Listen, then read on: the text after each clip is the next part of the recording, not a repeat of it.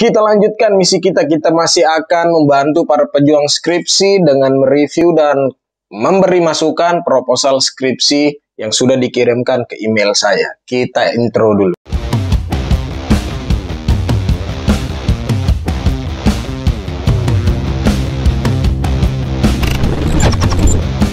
Assalamualaikum teman-teman, kembali lagi bersama saya di channel Diaramaku. Kali ini saya mendapat email proposal skripsi.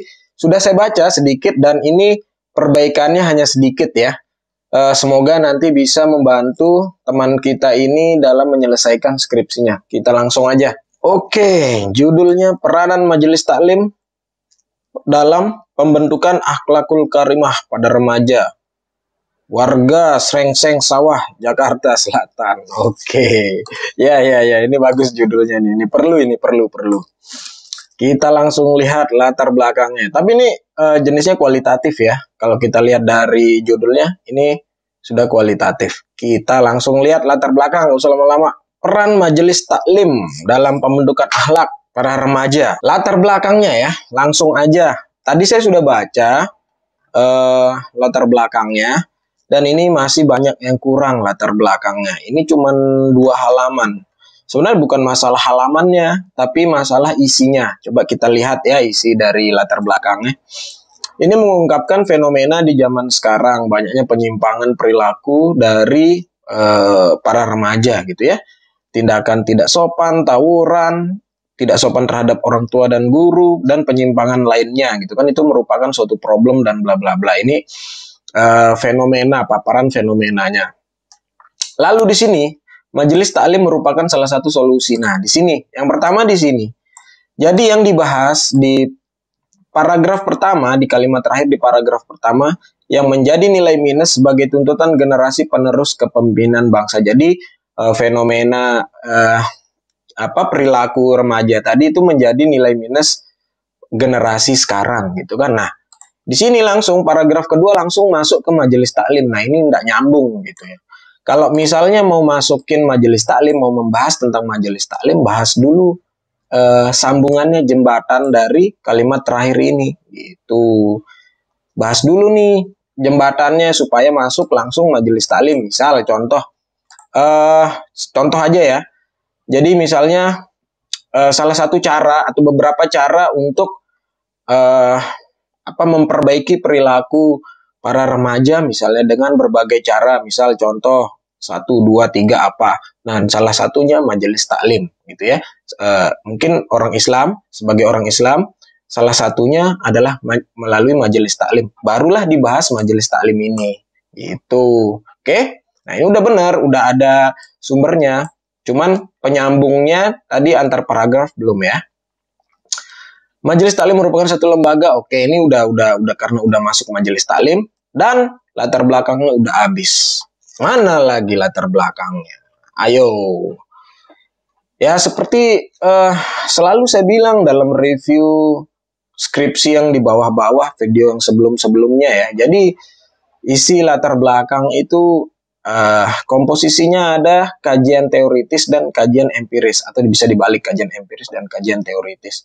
Kajian empiris itu adalah fenomena-fenomena yang terjadi tentang objek penelitian atau fokus penelitian atau topik penelitian ya. Nah, bagaimana masalah remaja di Jakarta Selatan atau di kelurahan apa tadi gitu kan, Srengseng. Sebutkan, ceritakan persoalan mereka, para remaja di Kelurahan Srengseng, Jakarta Selatan itu, ceritakan bagaimana, apa yang sudah mereka lakukan, mungkin mereka tawuran, mungkin mereka, apa yang mereka lakukan, jelaskan, paparkan di dalam latar belakang. Itu fenomena-fenomena itu harus dipaparkan, gitu. Perkembangan mungkin ya, kalau mau dibandingkan, mungkin dipaparkan dulu nih, perkembangan para remaja, perbedaan perilaku remaja dari tahun ke tahun, itu kan, baru masuk di remaja di Kelurahan Srengseng, Jakarta Selatan. Bagaimana, apa yang mereka lakukan? Itu fenomenanya apa? Bagaimana perilaku mereka selama ini terhadap guru, terhadap orang tua, terhadap tetangga, terhadap lingkungan sosial mereka? Apa yang mereka lakukan spesifik di remaja di kelurahan itu tadi? Barulah masukkan kajian teoritis. Ya, apa kata peneliti-peneliti terdahulu? Itu penelitian-penelitian tentang peran Majelis Taklim dalam memperbaiki perilaku para remaja gitu ya, dipaparkan di dalam latar belakang. Walaupun tadi sudah ada sebenarnya di bawah di bagian penelitian terdahulu, tapi perlu di latar belakang sebagai rekomendasi atau riset gap di dalam latar belakang. Bagaimana, apa aja yang sudah dilakukan gitu oleh majelis taklim? Apakah hasilnya positif atau hasilnya perlu bagaimana? Jadi itu ya, ditambahkan di dalam latar belakang. Ini sangat kurang, masih sangat kurang. Oke. Lalu bagian identifikasi masalah. Nah, ini udah benar nih. Satu poin ini benar ya. Masih banyak perilaku penyimpangan remaja seperti tawuran. Jadi memang identifikasi masalah itu adalah menjadi dasar kita kenapa kita memilih topik ini atau memilih judul ini gitu. Tapi ditambah lagi seperti yang saya bilang tadi, fenomena-fenomena apa yang terjadi di remaja pada remaja di Kelurahan Srenseng, Jakarta Selatan, ditambahin poin kedua, poin ketiga, mungkin remajanya begini.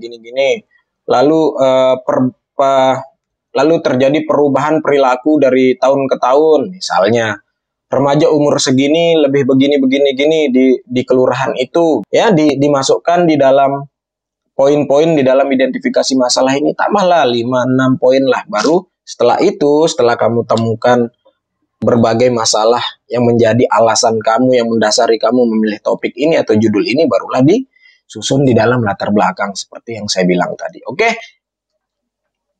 Batasan masalah. Untuk memudahkan pembahasan, maka peneliti membahas masalah peranan majelis taklim. Jadi bunyi batasan masalah ini ditambahin kata hanya gitu ya. Misalnya untuk memudahkan pembahasan dalam penelitian ini, maka peneliti membatasi permasalahan hanya pada peran majelis taklim di warga RT 07 Kelurahan Srenseng. Seperti itu ya, ditambahin. Oke. Lalu kerumusan masalah. Bagaimana peran majelis taklim membentukkan alaikur? Bagus. Benar, ini benar. Ya. Lalu yang kedua, apa kendala? Oke, bagus. Ini udah benar, perumusan masalah. Lalu tujuan dan manfaat penelitian. Tujuan penelitian untuk mengetahui peranan majelis taklim. Oke, benar. Tujuan yang kedua untuk mengetahui kendala dan solusi. Oke, benar. Manfaat penelitian secara teoritis dapat diketahui gambaran mengenai peranan majelis taklim pembentukan. Oke, ini kalau manfaat secara teoritis itu ya perkembangan ilmu pengetahuan gitu, mungkin ilmu agama gitu kan, mungkin ilmu macam-macam gitu ya. Intinya perkembangan untuk pengembangan ilmu pengetahuan. Nah, manfaat secara praktis nanti hasilnya bisa langsung diterapkan oleh objek penelitian. Misalnya hasilnya bisa sebagai masukan para majelis taklim atau bisa sebagai pembelajaran para remaja atau orang tua gitu ya. Itu kalau secara praktis. Penelitian terdahulu yang relevan. Nah, ini tadi yang saya bilang di bagian penelitian terdahulu ini ya diambil 3 dimasukkan ke dalam latar belakang ya. Di sini saya tidak fokus pada penelitian terdahulunya, tapi kalau saya lihat hasil penelitiannya nih, saya rasa sudah benar penelitian terdahulu yang digunakan. Cuman saya fokusnya di sini isi di bagian penelitian terdahulu. Jadi bukan hanya tabel aja yang dicantumkan gitu. Tabel itu fungsinya untuk meringkas gitu. Meringkas inti dari pembahasan tentang penelitian terdahulu. Jadi harus ada pembahasannya. Jadi dibahas dulu ya penelitian terdahulunya. Coba deh lihat video saya sebelumnya di bagian penelitian terdahulu. Cara membahasnya. Dan sudah banyak juga saya review, saya beri masukan tentang di bagian penelitian terdahulu ini di video-video sebelumnya ya, bagaimana caranya. Kajian teori. Nah, sering sekali saya bilang, kajian teori kalau di bab 2 menggunakan kata kajian teori, kalian mengkaji lagi teori-teori yang kalian gunakan dengan bahasa kalian sendiri. Tapi kalau misalnya menggunakan tinjauan teori, ya jadi hanya ditinjau, hanya dilihat-lihat aja gitu kan. Itu gampangnya kalau mau cari gampang sih pakai tinjauan, gak usah kajian. Kajian tuh ntar kita review dengan bahasa kita sendiri lagi teori-teori itu gitu ya. Nah, ini benar. Landasan teori, subjudulnya landasan teori. Jadi ya isinya tentang akhlakul karimah, tentang majelis taklim, tentang perilaku, karakter, mungkin psikologi usia remaja gitu ya. perkembangan perilaku, perubahan perilaku, seperti itu ya. Ini udah ada teori tentang majelis taklim, benar. Tujuan majelis taklim, benar. Ya, pembentukan akhlak pada remaja ini bagus teorinya ya. Cuman dipastikan ya, saya lihat di sini masih ada beberapa tulisan yang tidak ada sumbernya. Jadi dipastikan kutipannya ngutip dari mana, gitu ya. Ada beberapa sih. Dipastikan dicermati lagi tulisannya harus ada kutipannya. Katanya siapa, gitu ya. Kerangka berpikir dan pengajuan hipotesis. Nah, ini agak keliru. Coba kamu cari buku metode penelitian di bagian kerangka penelitian ya. Kerangka berpikir atau kerangka pikir ini tidak menciptakan hipotesis gitu. Nah, kalau kamu menggunakan kualitatif, kalau mau menggunakan kerangka berpikir berarti tidak ada hipotesis karena berdasarkan teori ya. Kerangka pikir tidak menggunakan hipotesis. Tapi kalau kamu mau menggunakan hipotesis, yang kamu gunakan adalah kerangka konseptual. Kerangka konseptual itu nantinya menciptakan hipotesis gitu ya. Nah, hipotesis adalah dugaan sementara gitu. Nah, apa yang kamu duga dari judulmu gitu, dari permasalahanmu. Jadi kerangka konseptual, misal kalau kamu menggunakan kerangka konseptual dan ada hipotesisnya gitu ya. Gambar di kerangka konseptual itu adalah variabel yang diukur. Jadi variabel yang diukur saja gitu. Jadi apa variabel yang diukur gitu. Sementara kalau berdasarkan teori kualitatif gitu ya. Ya ini salah satu penulis gitu ya. Dikatakan kualitatif itu tidak berbicara tentang variabel tapi berbicara tentang konsep gitu ya, bukan variabel. Nah, kalau kita menggunakan kerangka konseptual dan menggunakan hipotesis berarti teorinya sudah bertolak belakang karena kerangka konseptual kan tadi gambarnya variabel yang diukur sementara kualitatif tidak berbicara tentang variabel gitu ya. Berarti kalau kita mengacu pada teori itu yang kita gunakan adalah kerangka pikir karena kita kualitatif dan tidak ada hipotesis gitu. Coba kita lihat gambarnya. Ini gambarnya udah benar ya. Cuman ada keliru sedikit garis yang ini. Garis antara ustadz dan remaja ini. Ini nggak usah garisnya. Anak panahnya ini nggak usah. Jadi kalau ke sini ya mungkin metodenya dengan ceramah dan halakoh dan metode kitab yang diajarkan mengenai adab karangan ulama ahlus sunnah gitu ya. Berarti ya dari sini aja, ini ke sini gitu ya. Jadi garis yang di tengah ini nggak ada. Oke? Tuh, ini udah lumayan benar. Lalu yang dijelaskan di atas ini adalah alur dari gambar ini gitu. Apa maksudnya alur dari gambar ini gitu. Misal majelis taklim melalui ustadz gitu kan. Melalui ustadznya menggunakan metode ceramah dan halakoh dengan apa yang diajarkan gitu. Jadi yang diceritakan di atas ini adalah alur dari gambar ini gitu. Bab 3 metode penelitian. Kita langsung ke jenis penelitian. Penelitian kualitatif, field research. Oke, boleh. Tapi harus ada dong kata siapa nih? Acuannya siapa? Buku metode penelitiannya siapa yang mengatakan field research kualitatif field research ini artinya ini ya, harus ada kutipannya. Tempat dan waktu penelitian gitu ya. Oke, nah ini mungkin kalau apa nih gambar tabel penelitian waktu penelitian kayaknya nanti deh ini setelah penelitian, setelah skripsimu selesai barulah kamu buat ini karena ini kan belum tentu kamu kapan kamu seminar proposal misal ya kalau belum penelitian. Nah, sementara penelitiannya belum gitu ya. Nanti ditambahkan di bawah tabel ini proses pengolahan data seperti apa gitu ya. Bagian bimbingan lagi gitu kan. Nanti ini di terakhir lah setelah skripsinya selesai. Tapi bagus, udah benar. Tempat, oke ya kalau bisa ditambahin gambar lokasinya pakai Google Map atau gambar foto RT-nya, RW-nya, kelurahannya gitu ya, bagus. Populasi dan sampel, informan dan sumber data. Pertama, penulisannya ini tidak boleh dan 2 kali, karena ini beda-beda. Ini beda-beda, populasi beda, sampel beda, sumber data beda. Jadi nggak boleh dannya 2 kali. Gitu. Kecuali misal populasi dan sampel ini memang mereka sepasang jadi sudah jadi satu gitu ya, sudah jadi satu baru bisa ditambahin dan. Tapi ini kan beda, populasi beda, sampel beda, sumber data beda. Jadi harus dipisah. Oke? Ya oke. Kalau ngomong populasi ya memang remaja di RT 07 Kelurahan Srenseng. Informan sampelnya gini. Informan pada penelitian ini yaitu remaja usia 12 tahun hingga 25 tahun. Itu kan.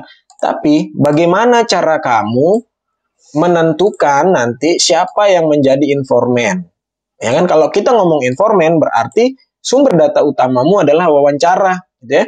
Bagaimana cara kamu menentukan siapa yang akan kamu wawancara nanti? Gitu. Bisa aja jumlah remaja usia 12 sampai 25 tahun ini bisa aja 100 orang, 1000 orang gitu kan. Kita nggak tahu, pembaca kan nggak tahu, cuman kamu yang tahu. Jadi, kamu harus mencantumkan di sini teknik samplingmu apa, penentuan informanmu apa gitu.